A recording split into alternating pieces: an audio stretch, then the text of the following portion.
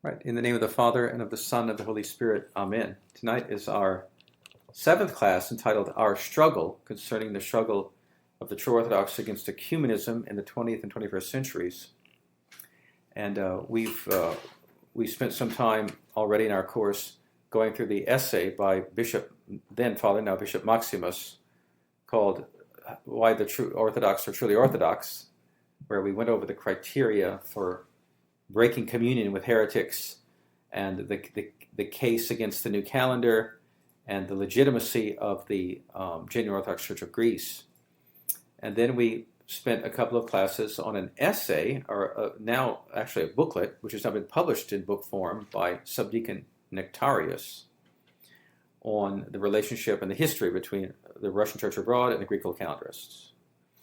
And tonight, I hope to begin, or we plan to begin, a reading and a study of a very important essay entitled Is the Grace of God Present in the Soviet Church? By Professor Ivan Mikhailovich Andreyev. And those who have read or are familiar with Russia's catacomb saints know that Professor Andreyev is a very important figure in the 20th century among the confessing Russian church, that is the catacomb church and the Russian church abroad. And it's a very important essay for several reasons, which I'm going to talk about. What year was it published? Okay, the original year of this essay is 1948. Mm-hmm. It was published by Jordanville, by Holy Trinity Monastery in Jordanville, 1948. It was translated into English. It has been available in English for some time. But the most recent edition, the one that I'm using tonight, was published in the year 2000 by Monastery Press. And Monastery Press is an effort of Father Andrew Kensis in Edmonton, Alberta, or Wildwood. Actually, he lives in Wildwood, Alberta, at the seat of the Dormition in Wildwood, Alberta. And Monastery Press is deserving of our support, and it has very important offerings. So I would encourage everyone to go to the Monastery Press website and look at their offerings. And what's nice about this, several things nice about this edition is that it has an introduction by Father Christopher Burchell, longtime protodeacon in the Russian Church abroad, which actually I read this introduction today, and it's very valuable. There's also a biography of Professor Andreyev. Those who have read Catacomb Saints, Russia's Catacomb Saints, have read Father Seraphim Rose's more extensive biography, but there's a short biography of Andreyev in this volume. And then there's Andreyev's essay, Is the Grace of God Present in the Soviet Church? And then at the end of the volume are notes on the Catacomb Church by Andreyev. Some of his things he wanted to say about the Catacomb Church, and that's actually about 1/3 of this volume. So before we go on to Andreyev, I need to make a transition from our last class, because His Eminence Metropolitan Demetrius was so kind as to call me. He listened to our class number 6, which was the second half, where we dealt with the second half of Subdeacon Nectarius's history of the relationship with the ROCOR and the GOC. Metropolitan Demetrius just wanted me to make certain corrections. He had certain corrections to make. One was this. It's about the Matthewites. Remember, the Matthewites, the group formed by Bishop Matthew of Restina, and he in 1948 he performed a single-handed consecration. That is, he consecrated a bishop by himself, or bishops by himself. And this is a long-standing problem with the relationship with the other Greek calendarists, the so-called Florinites, or our synod, because of the irregularity of this consecration. So in 1771, bishops of the Russian Church abroad performed hierothesia over Matthewite bishops, Epiphanius of Cyprus and Callistus of Corinth, who went back to Greece, and their mission was to perform hierothesia on the other Matthewite bishops, who would then perform hierothesia on their clergy. Mm-hmm. And I said that when they got back to Greece, the other bishops rejected the hierothesia, which is why the union between the Matthewites and Florinites did not take place, which is one of the key points in Metropolitan St. Philaret's program, was to get the Greeks united before the ROCOR could really be in union with them, or have a good relationship with them, or can celebrate with them. But what Metropolitan Demetrius called to correct me, and Metropolitan Demetrius is very diligent about researching these things, and he has a lot of connections with people who lived through this history. So what he told me was that the bishops did accept the hierothesia. When Callistos and Epiphanius went back, the bishops accepted it. It was the lower clergy and the laity that rebelled and would not accept the hierothesia. The clergy would not accept their hierothesia. The laity rebelled, and they sabotaged the union with our synod. So this is a problem in true Orthodox or zealot circles, where a laity will, based on non-ecclesiastical criteria, just a party spirit or an obsessive devotion to their elder, will believe that any deviation from what they perceive to have been the position of their elder is an insult to the elder and therefore is heresy. Could you briefly define hierothesia? Yeah, the word for ordination is hierotonia, which is the laying on of hands. Hierothesia is another word that means the laying on of hands. But hierotonia is the formal and the correct word in our theological vocabulary for ordination. Hierothesia is a correction of an ordination without the full rite of ordination. Okay. So the person whose orders are being corrected or regularized is wearing his vestments. He's not reclothed as a clergyman, whether priest or bishop. And certain prayers from the ordination service are read over him, but not the entire ordination service. So the point of doing this is to facilitate unity in the church when these kind of divisions occur, often over misunderstandings or administrative problems or procedural difficulties. Like the one-headed ordination, for example, is a procedural problem. And what we don't want to violate, that's the first canon, the apostolic canon, so you don't want to violate it. But on the other hand, you don't want to completely deny the episcopal dignity of the other bishop, which, even if you could theoretically make an argument for it, it certainly becomes a psychological impediment to union. And so the idea is to to fill up whatever's lacking without making a hard and fast condemnation of the other person's or denial of the other person's clerical or ecclesial status. So this hierothesia was performed, I believe, by Bishop Constantine of Britain and I think Bishop Philippe of Hamburg. Anyway, two ROCOR bishops did the hierothesia. The Matthewite bishops did accept it. The clergy and laity, the lower clergy and laity did not accept it. And that's a tragedy. That was a great tragedy because it had repercussions on the Russian Church abroad as well. Because the Russian Church abroad wanted to be in union with the Greek Old Calendar Church, but they said you have this division, you need to heal the division. And the division was not healed in the 1970s. And so at one point, finally, the Church abroad bishop said, we're not going to concelebrate with any of these groups. When you're united, come back and see us. And that was the policy until 1994, when for some reason they chose to in communion with a small faction of the Greek Old Calendarists. Two, the Metropolitan's other correction. He gathered from what I said about the single-handed ordinations in the English church that he perceived that I regarded that as the English church saying this is normal or akrivia.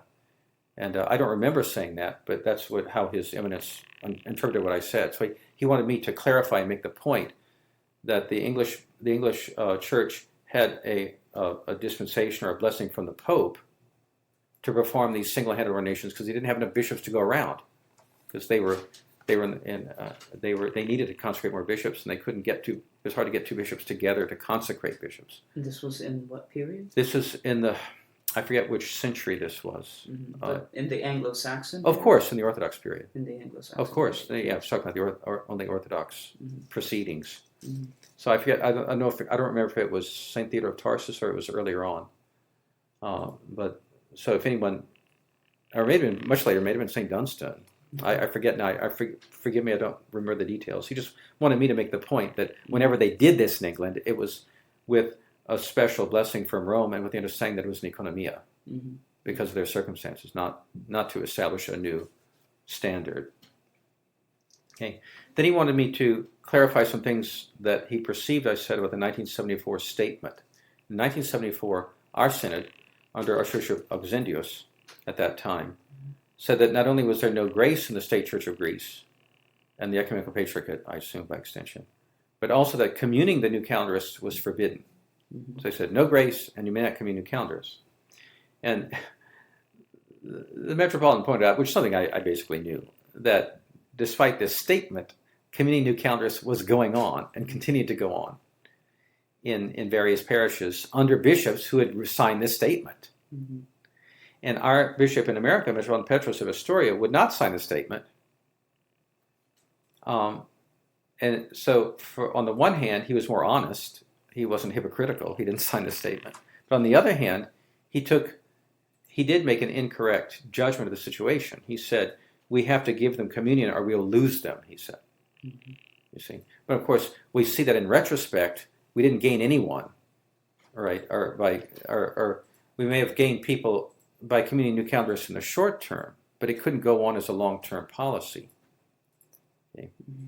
And so, of course, looking back, it's very important not to pass judgment on these men and their decisions back in the 50s, 60s, 70s, living in a different situation we were living in, and admittedly a very confused situation. All right, and as I've said before, there are two rocks on which the unity of the true Orthodox always founders. That's this question of grace in the innovating churches, and whether we should commune people in world orthodoxy. Mm-hmm. And it's important that these two questions, though they are real questions, one a question of the ecclesial status of another church, which is very important, obviously, and the other a very important question of sacramental discipline. They're questions that are always become so controversial and involve so much emotion. They distract us from simply preaching the truth and calling upon people simply to join the true church, without spinning our wheels trying to evaluate the whether there's grace left somehow or not in these heretical groups. Okay, I was talking to Father Leonidas the other day, and he said, if you read the Fathers, they rarely talk about some calculus about deciding whether there is grace left in the sacraments of heretics.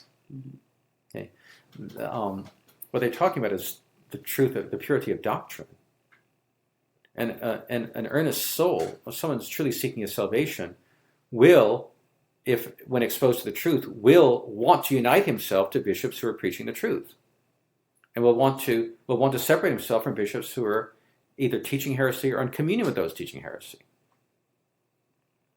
So some people come to me and say, "Well, are you saying we don't have grace?" My response is, well, this is what your bishops have taught. They've taught it repeatedly, consistently over these decades. They are manifest public heretics. Now you tell me, why do you want to be with them? No, it's not my job to prove they don't have grace. It's your job to prove to me why you still want to be with them when they're manifestly are heretics, and our bishops aren't, and our bishops have apostolic succession. So we have to turn this around. You see, this no grace thing is usually foisted on us by people challenging us and trying to make us feel guilty. Are you saying we don't have grace? You're so mean. And this reveals not only a pusillanimous and a childish mindset, it also reveals the wrong conception of grace. Grace is not a substance in a bottle that people with a certain franchise get to carry around with them. If I have the title of Bishop of such and such, I have the franchise. I carry this grace in my bottle, and I can dispense it. That's really like the Latin heresy of created grace. Okay, grace it's the uncreated energies of God, and the uncreated energies of God are upholding the universe in existence at every moment. But certain conditions have to be present for that grace to be sanctifying grace, to come within the nous, the spiritual intellect, and to make us into the new man, to conform us to the image of Christ through the sacramental life of the church. And the bedrock requirement is orthodoxy, is the truth. So to say, well, yeah, they're not teaching the truth, but they have grace, is it's just a dumb thing to say. It's if someone had an Orthodox mindset, they wouldn't be going there. In other words, okay. I'm not. Of course, I am. We are about to start a book called "Is the Grace of God Present in the Soviet Church?" So, but we're going to see that Dr. Andreyev has a very nuanced and a very wise approach to this question, and we're going to get to that. All right. So, so much for the 1974 statement. So the Metropolitan just wanted me to be honest and say, Petrus was wrong to say we have to commune the new countess. That was the wrong position. As a stated policy, that's the wrong policy. But the other bishops in Greece were doing it, you see. And so one of the Matthewite accusations against the four knights was correct, that there was widespread communing of those from not within our church. And the Auxendios Synod are the Florinites. Yes. Archbishop Auxendios was the Archbishop of our synod in 1974. He was not deposed until 1985. Okay, so when I say the Auxendios Synod at that time, I mean our synod. Okay. Okay, one other thing the Metropolitan wanted me to correct. I said that Archbishop Loris of the Russian Church abroad was not interested in the Greek calendars until he became interested in the resistance synod, the Cyprianites. But our Metropolitan said that's not true, that he knew that Metropolitan Loris made pilgrimages to Greece quite prior to any interest in the HSIR. And he also concelebrated with Metropolitan Callistus of Corinth, who was certainly not a Cyprianite. And Metropolitan Callistus of Corinth was one of the consecrators of Metropolitan Cyprian in 1979, but Cyprian broke with the synod after that. So he said that Metropolitan Loris, he said to give him credit, or then Archbishop Loris did show interest in Greek calendars. But what all that means in the very picture of history, I don't know. There's one more curious fact that the Metropolitan wanted me to bring up, which is that the old calendar Romanian church was, even though they were very against the new calendarists in Romania and very against ecumenism, for some reason they maintained a relationship with the Moscow Patriarchate for a long time. And I know this personally because I went to Romania in 1998 and talked to Metropolitan Vlasi of the Romanian Calendar Church, and he did admit that they were sending their seminarians to Chisinau in Moldova, which is under the Moscow Patriarchate, and that the seminarians were not only taught, but actually tonsured, reader and subdeacon by the Moscow Patriarchate bishop.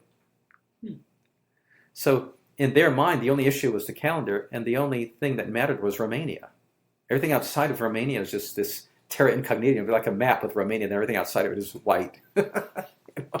And they didn't realize, well, the Moscow Patriarchate's really bad. And to give the Cyprianites credit, it was the Synod and Resistance bishops who finally convinced the Romanians not to have this relationship with the Moscow Patriarchate.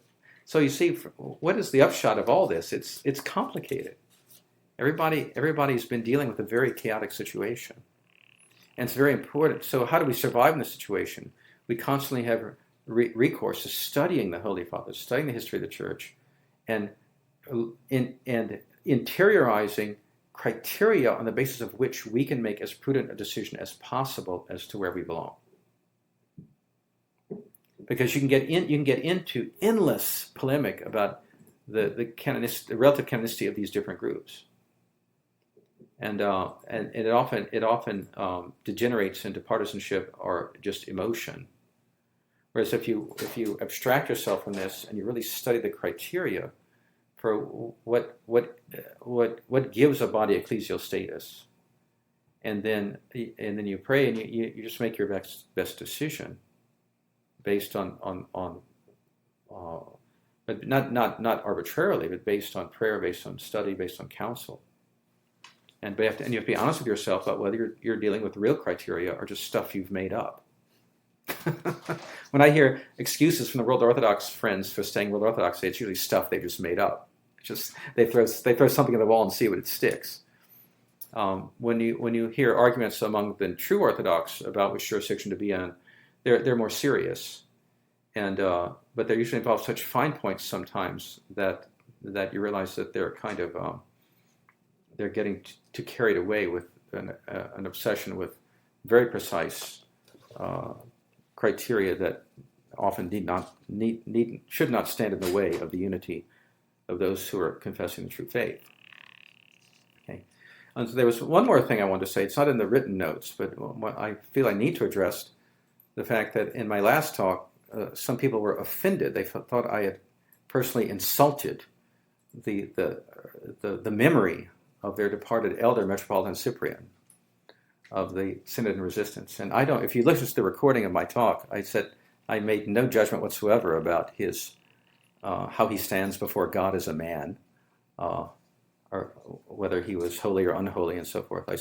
I made 2 points, and those 2 points I will stand by those 2 points. 2 points. One, that the ecclesiological theory that was put forth in various documents, which were confusing because it was often hard to discern what they were saying. But as far as we could tell, these documents that were coming out from that group were presenting a highly idiosyncratic approach to the question of how heretics are expelled from the church. And I didn't say heretical. I didn't even say wrong, although I think it was wrong. I just said idiosyncratic. That just means it's peculiar to that man or that group of people. And I don't think anybody should be terribly offended by that. And I said nothing about the personal worth of the men who wrote these things. The second point I made was that the pro-MP party, the pro-Union party in the Russian Church abroad, took advantage of aspects of this teaching to sell the laity in the Russian Church abroad on the idea that the Moscow Patriarchate had ecclesial status. The Moscow Patriarchate was a church, a real church, and was in fact the mother church of the Russian Church abroad, and that therefore is inevitable or very necessary that we join the Moscow Patriarchate. And now I hear from certain friends that even some of the former HSIR bishops in Greece are saying this now. Hey, we were used.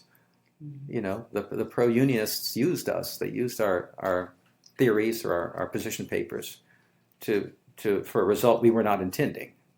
Something that we thought we were doing good. We thought we were strengthening the old calendar of witness, and instead it was misused. So if anyone took offense at these things, I ask forgiveness. I'm certainly sorry if you were personally offended, but I think if you re-listen to what I said, nothing was intended as a personal slight.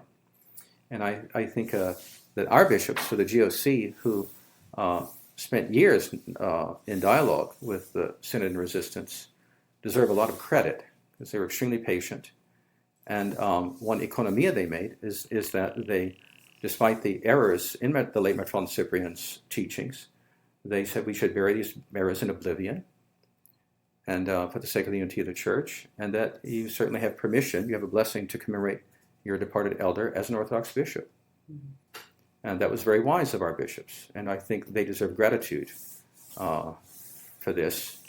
And we do not deserve opprobrium for not glorifying and canonizing every opinion of these departed men who were unfortunately mistaken about a few things.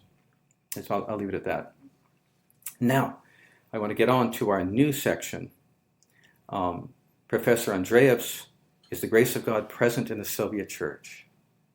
Now, this is a landmark essay. It's very important. Anyone dealing with this question of 20th century church history, Russian church history, and the question of what's wrong with the Moscow Patriarchate, which is a huge question. Okay. And what is about the Moscow Patriarchate? The Church of Russia is the largest, by far, the largest Orthodox group in the world.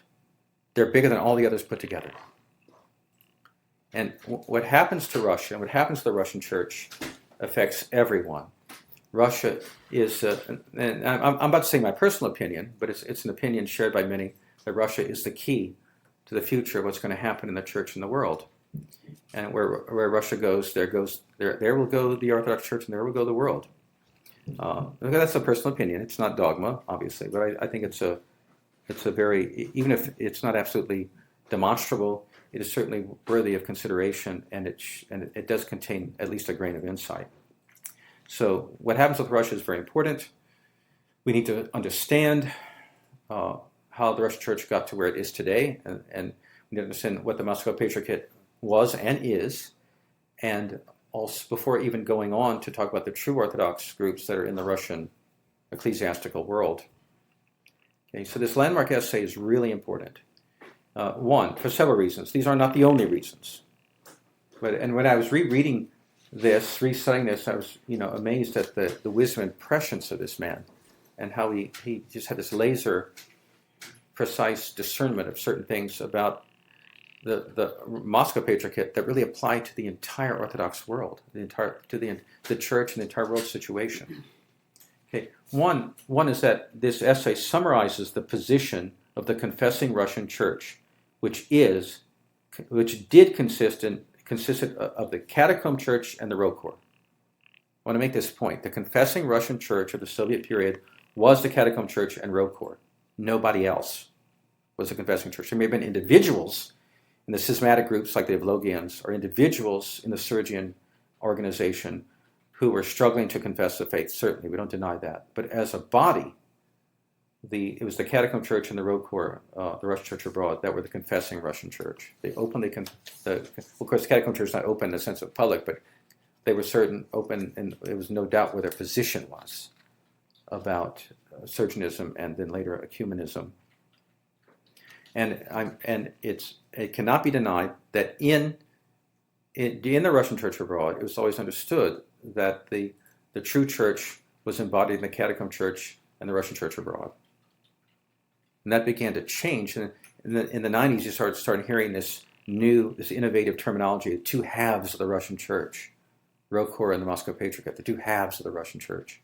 And that had never been the language before the op, the infiltration op that occurred in the 90s and the early 2000s to bring about the unfortunate submersion of the Russian Church abroad, most of it into the Soviet organization of the Moscow Patriarchate. Okay, so it summarizes this position of the confessing Russian Church. Second, the essay explores this question of how a church can appear outwardly beautiful but still not be the church. He was saying, I know that. He says, I know they can have beautiful services, beautiful vestments, even beautiful individuals are doing beautiful things, but it's still not the church. How can that be?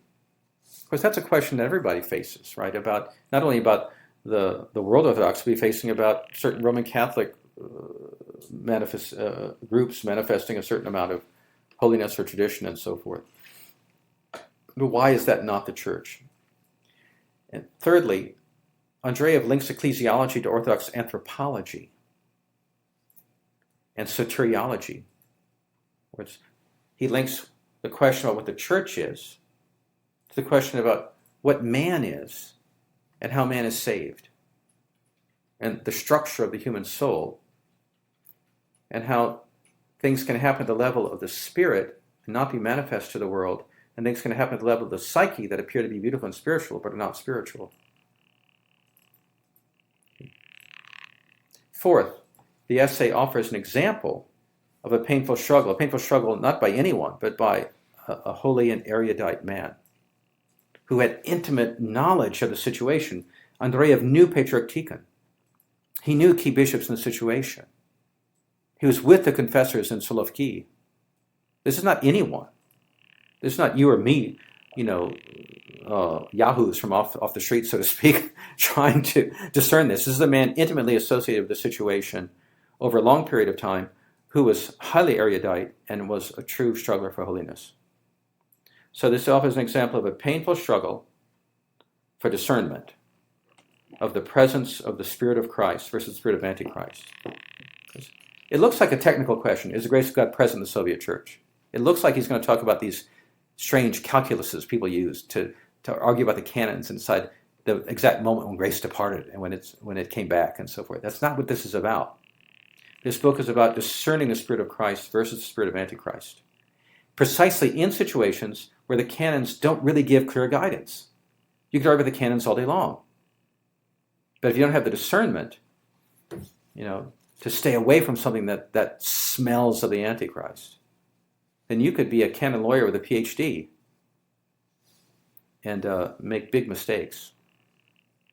Okay, so those are four reasons, at least four reasons why this is a very important essay.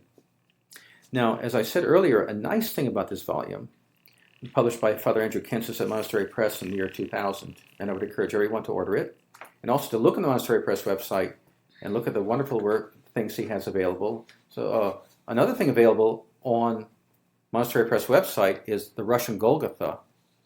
It was the first volume of a proposed series by Vladimir Moss. We never got past the first volume, but it contains many of the lives of the Russian new martyrs. And there's an extensive, another important thing about this volume, Russian Golgotha, from Monastery Press, it has an extensive essay by Moss on the creation of the Moscow Patriarchate. Exactly what happened. It has a beautiful hagiography of the royal martyrs. And in general, I believe that volume is dedicated to the martyrs of northwestern Russia. There is a proposed one of, I believe, 5 volumes. We never got past the first volume. But it's a very important thing to add to your bookshelves. The Russian Golgotha by Vladimir Moss, published by Monastery Press. But let's get back to this book published by Monastery Press. So the good thing about this volume is that there's an introduction. One of the good things about this volume, there's an introduction by Protodeacon Christopher Burchell. Father Christopher Burchell is a longtime protodeacon in the Russian Church abroad. I haven't talked to Father Christopher in a long time. I was present with him on a trip. We met up in St. Petersburg in 1999 and spent some time together. That's the only time I really spoke with Father Christopher. But he was a long-time fluent Russian speaker, a convert, an Englishman who's a convert to Orthodoxy, but a fluent Russian speaker and someone very up in his studies of Russia and the Russian Church. And he wrote this introduction to Professor Andreyev's volume. And after reading this introduction, I don't understand how Father Christopher could have gone along with the Union in 2007, which he did. But then a lot of people went along with it that we never would have thought would have gone along with it. But this is written in 2000, and it is a very good introduction to the book. It talks about some very the importance of this essay, and he talks seriously about what Andreyev is getting at in this essay. So I'd like to start. I think that it's worth our time to read the introduction. Okay.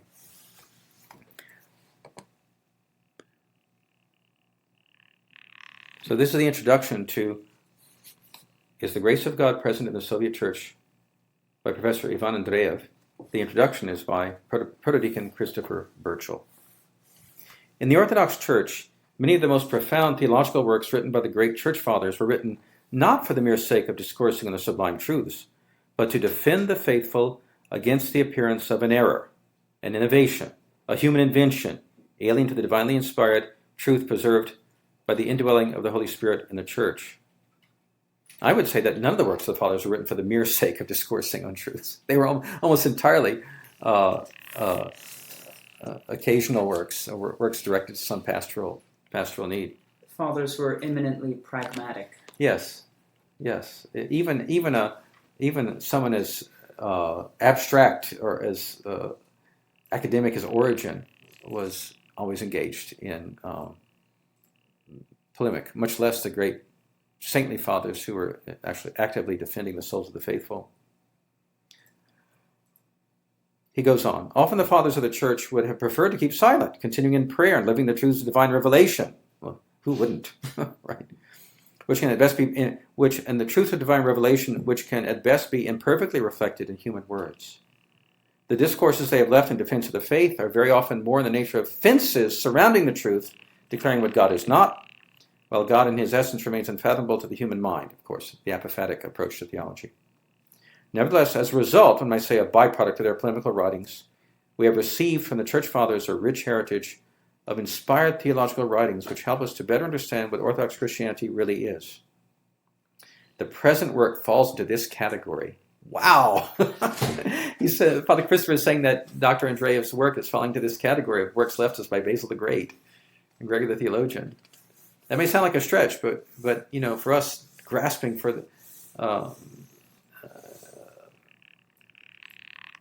for answers in our confused situation, this work is water in the desert. Father Christopher goes on. Unfortunately, however, it will not be valued in this way, but rather in terms of the reader's sympathies for or lack thereof the present church organization in Russia known as the Moscow Patriarchate. He's saying that people are going to, ahead of time, they're going to have a partisan spirit, and they're just going to interpret it in the way that accords with their own prejudices. However, in future generations, if God willing these ecclesiastical troubles cease to be of any practical relevance, this little book will continue to be of great value in terms of what it teaches us about divine grace and about the subtle but vital distinction between the realm of the soul and the realm of the spirit in man. So he's saying, yes, this is an occasional work. It's about this situation in Russia that arose in 1917 and then especially in 1927. But it has enduring value because it talks about universal principles of understanding. Who man is, what the church is, where the church is, what grace is. Okay. Bishop Theo van der Reclus summarizes the traditional teaching of the church as follows. Here we go. Theo van der Reclus. Can't go wrong. The natural relationship between the component parts of man should follow the law that the lesser should be in submission to the greater, the weaker to the stronger. Thus, the body should be in submission to the soul, and the soul should submit to the spirit, while the spirit, in accordance with its nature, should be fully immersed in God.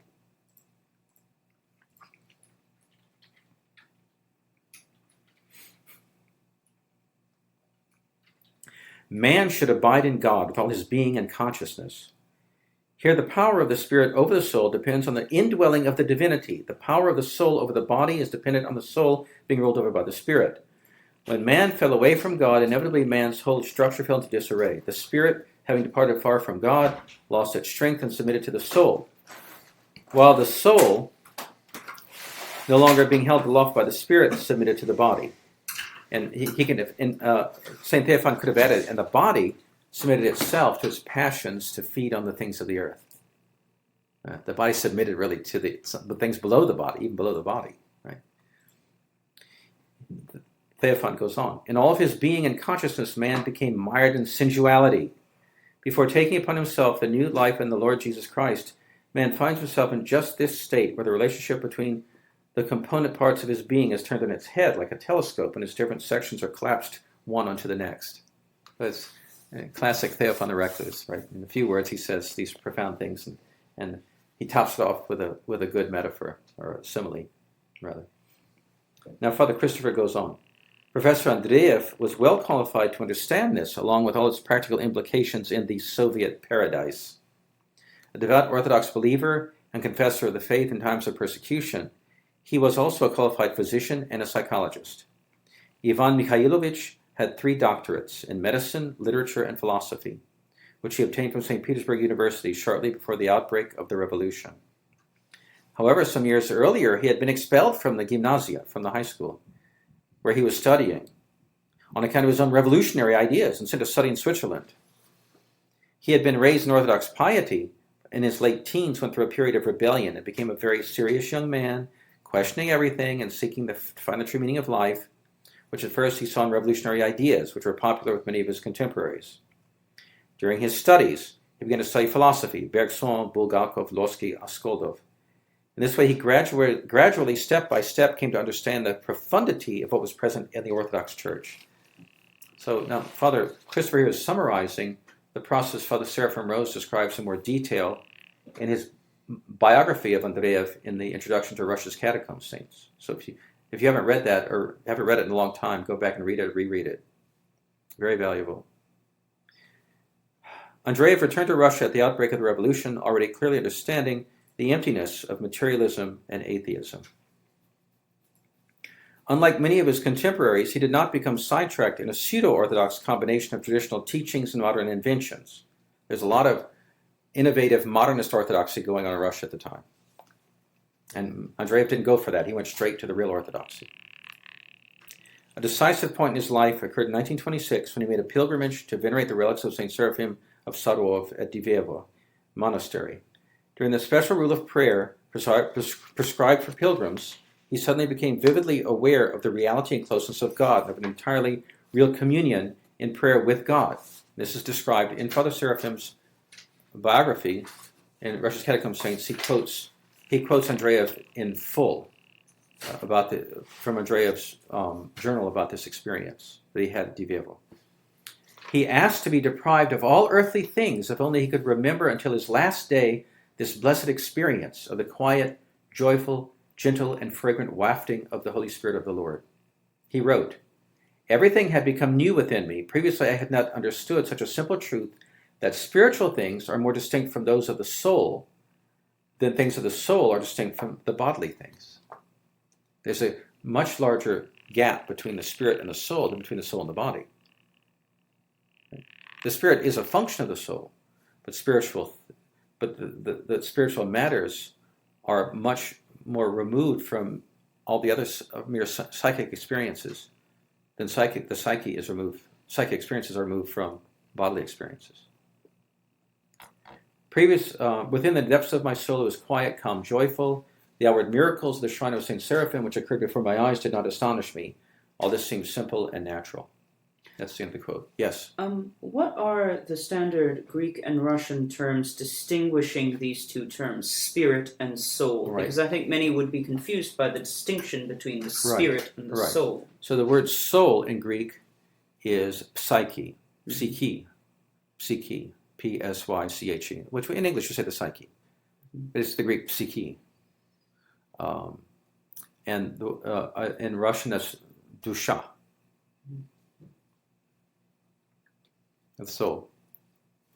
And the spirit in Greek is pneuma, where we get the terms pneumatic or pneumatology, somewhere. And in Russian it's duch, transliterated D-U-K-H, duch. So spiritual matters are pneumatika, pravmata, spiritual things, pneumatika, and psychic things are psychika, psychic matters, are dushevny or versus duchovny things. And where does the nous fit in with this tripartite? The nous is the duch. Is the pneuma. The pneuma. It's an interchangeable term. Yeah. Well, you see, that gets into the Father's exploration of the mind and the heart. Okay. I think St. Macarius the Great says it best, that the spirit, that the soul needs to become all spirit. In other words, it's the union, the true mind and the true heart united are the spirit. which is pneuma. Pneuma. So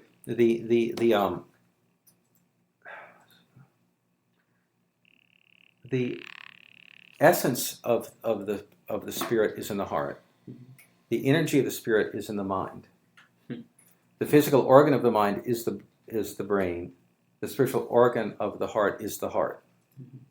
When the energy and the essence are united, so that the energy isn't just spinning out of control. It's anchored in the heart, in the essence, and the heart isn't passive or silent. It's being energized through thought, through truly sanctified or elevated or thought, illuminated thought. Then the spirit is truly active, truly present.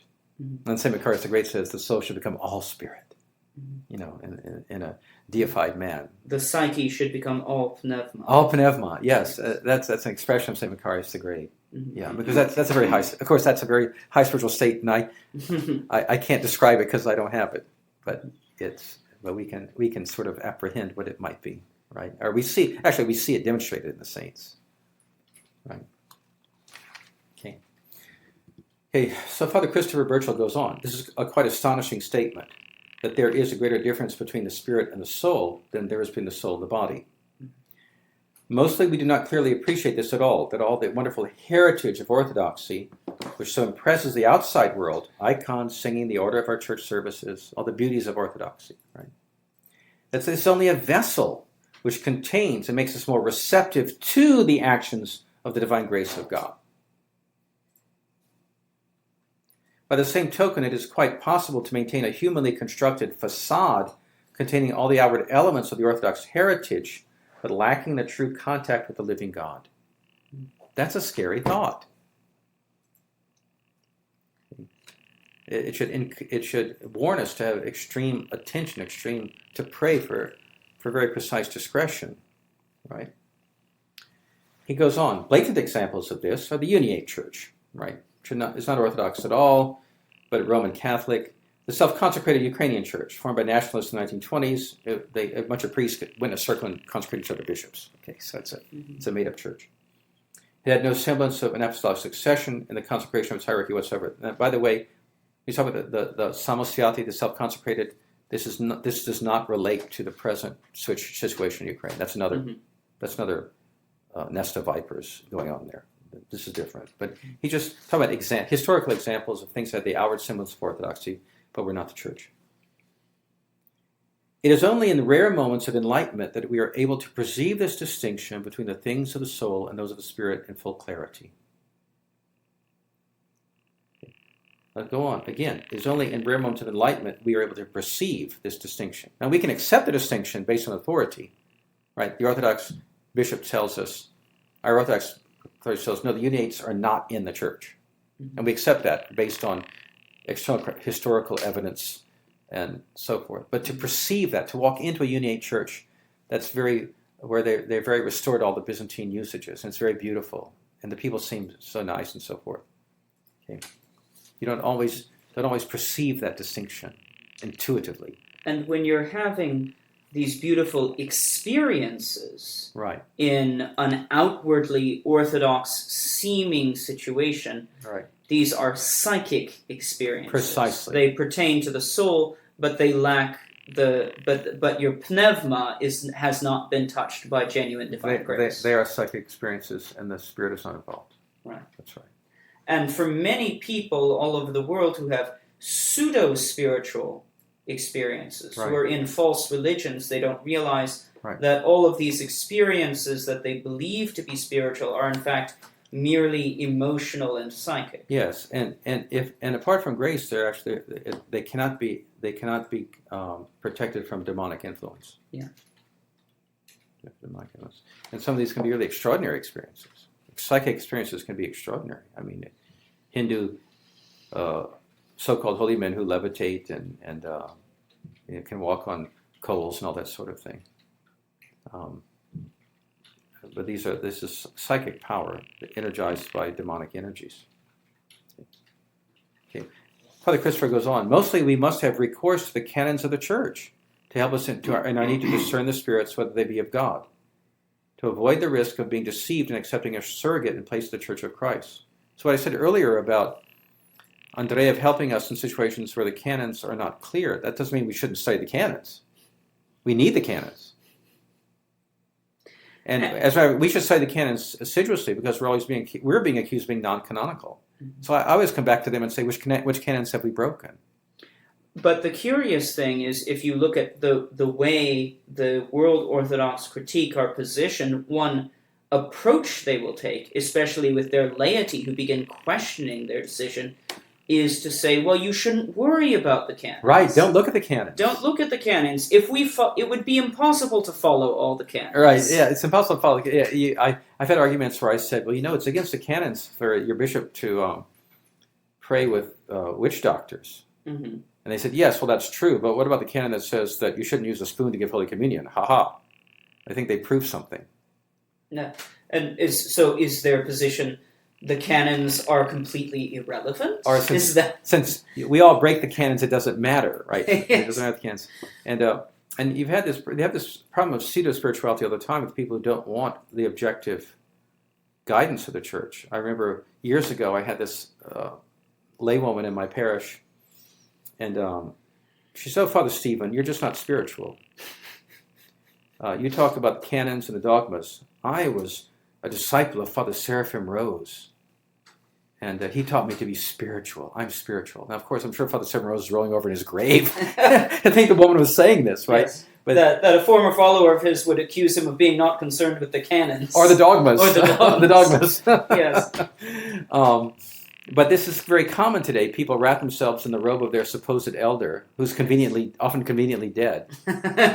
And say, well, you can't tell me anything because I was the spiritual child of the great so-and-so. Yes. And, yeah. So we do have to have recourse to the canons of the church.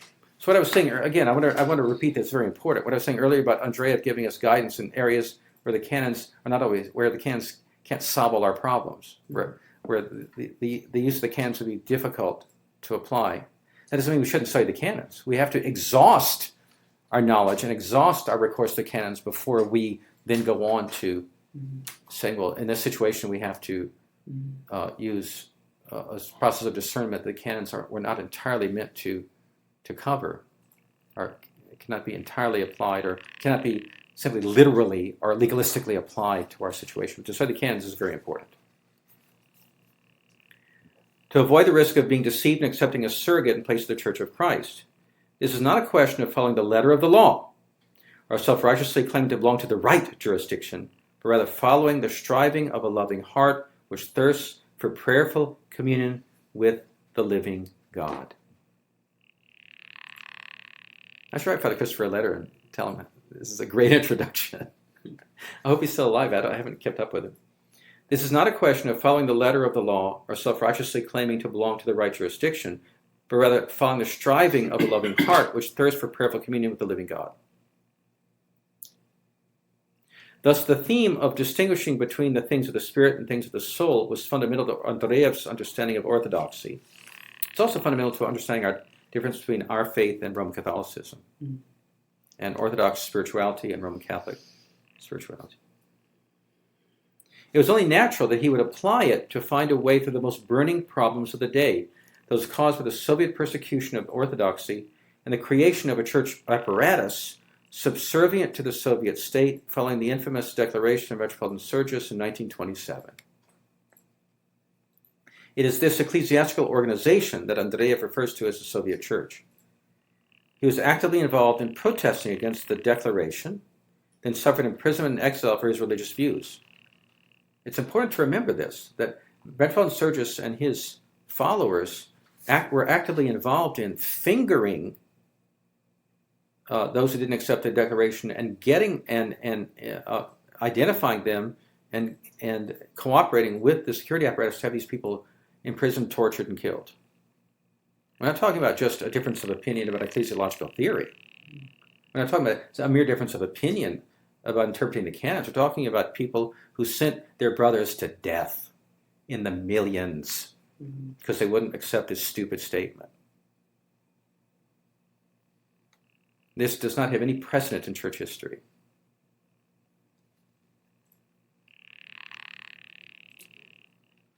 In the 1930s, Andreyev formed a part of the Josephite movement of the Catacomb Church, that's St. Joseph of Petrograd, who became the leader of the resistance to the declaration of Sergius, because the real head of the church, from Peter of Krutitsa, was in prison, was in exile.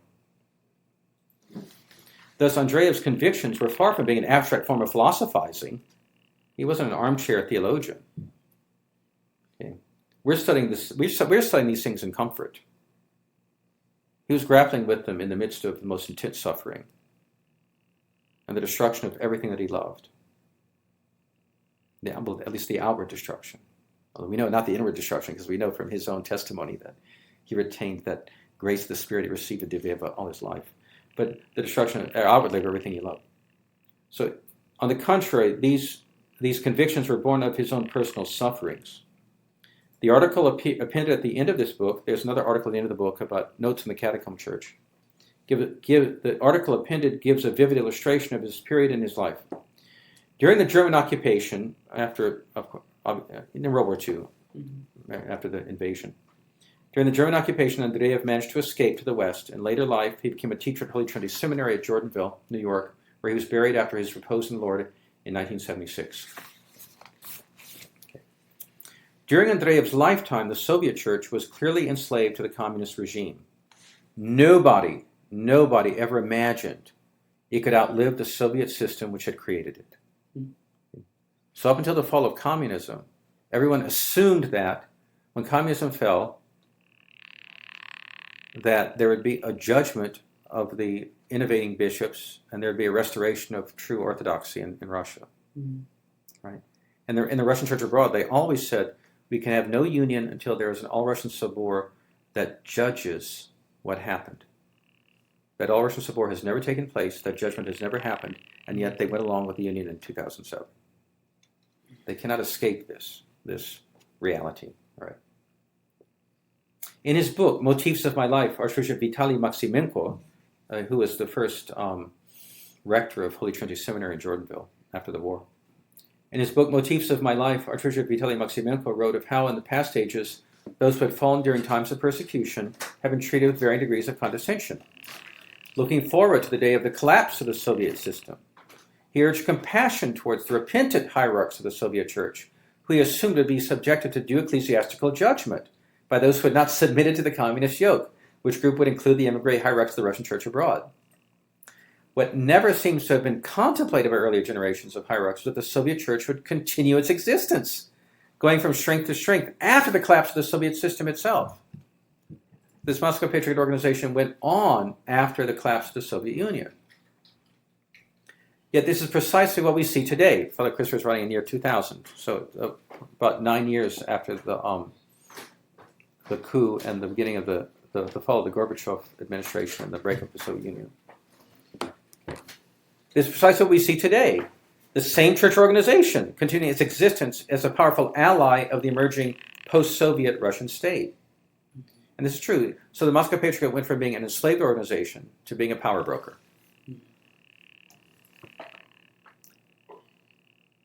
So we used to think, in those before the fall of communism, we used to hope the Moscow Patriarchate was really better than we thought.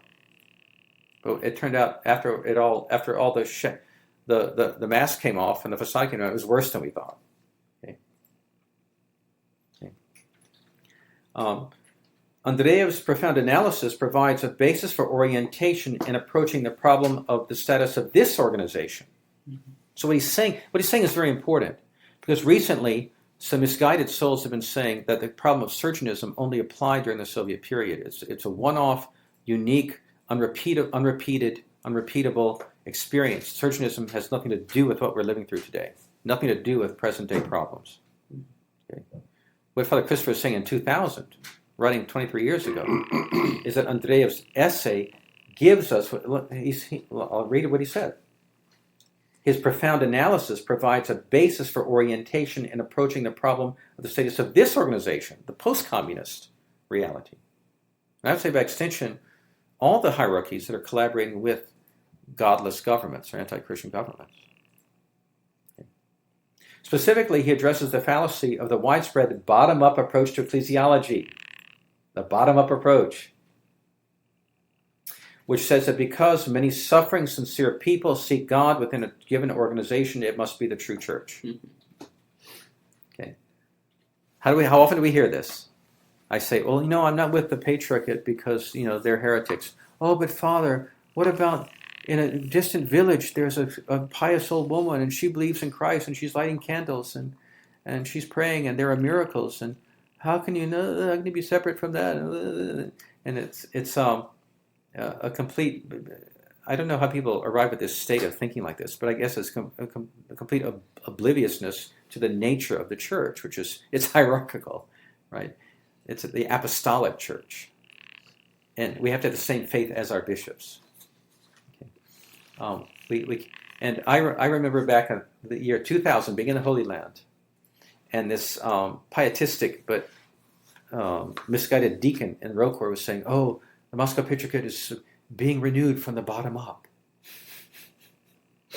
And it is true that there are certainly pious people, and there are heroic priests and all kinds of nice people and doing all sorts of nice things. That doesn't change who the bishops are. It doesn't change how this organization was created. It doesn't change the fact that in 2023, Patriarch Kirill is still sending congratulatory messages to Pope Francis telling him what a great pastor he is and that they share the same mission and the same vision, the same flock. The modern myth of the grassroots. Well, grassroots may work in a political movements, but it's not a basis of ecclesiology. And it's never where the leadership really comes from. And leadership, it's leadership. Yeah. You look at the entire direction of civilization, the entire direction of any great organization, the entire direction of any institution, the fall of any great institution. It's always a leadership. It's always leadership. That's not because I have a prejudiced, antiquated, elitist view of society. It's because God made human beings that way. He made the world that way. Reality is hierarchical. It's always top down. It's always top down. Okay, so we don't look. I don't have to wait till every single babushka in Russia is a heretic before I decide that I'm not going to commemorate Patriarch Kirill. Right? This approach, okay, now he's going to go into something very important. I'm being humorous. He's going to go into, he's being serious. What does he say? This approach, the bottom-up approach, denies the divine human nature of the church. It denies the divine origin of the church. And it makes it a humanistic, human democratic organization. It is secularism. Now Father Stephen's going to talk. It's secularism. It's humanism. It's pietism. It's sentimentalism. It's not the truth. It's not reality. As a professional psychologist and a Salafi confessor, Andreyev is the ideal spokesman for explaining this. Nobody could say Andreyev was out of touch with the suffering Russian people. He was one of them. But he was an erudite man who could understand this from so many angles: the theological, the psychological, the historical, the literary, all these different angles. He had a grasp. And he was a psychiatrist. He was also a practicing physician. The suffering man. He had a great concern for man's suffering at every level. It should be noted that Andreyev does not conclude with a categorical conclusion that the Soviet Church, quote unquote, is deprived of the grace of God, only that there are grounds for uncertainty. Therefore, we refuse any kind of relation, whatever it may be, with the Soviet Church, for we doubt in her grace, he says.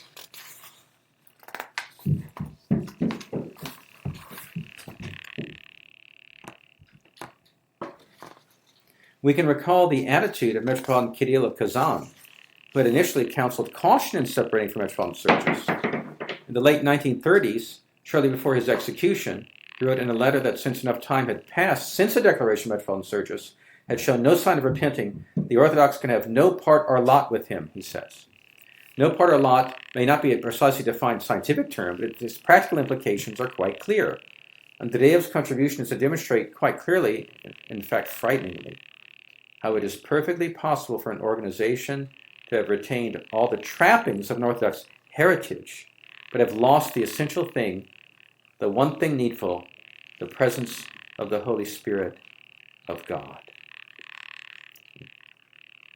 So, by the way, there were attempts to create via media ecclesiology in the 90s, quoting Metropolitan Kirill of Kazan, but only his earlier writings that were soft in the Moscow Patriarchate. But right before he died, he said, "No, enough time has passed. They're done. they're outside the church." Okay. So you have to be careful about people who quote Kirill of Kazan as the moderate the advocate of the moderate ecclesiological position. Okay, that's all. We haven't finished Father Christopher's introduction, but we've been over an hour now. And we're going to pause right here, and we'll pick up next time. We're going to finish Father Christopher's introduction and then plunge into this remarkable essay by Dr. Andreyev, Is the Grace of God Present in the Soviet Church? Okay. Questions? Discussion points? No. All right. Well, that's enough for tonight.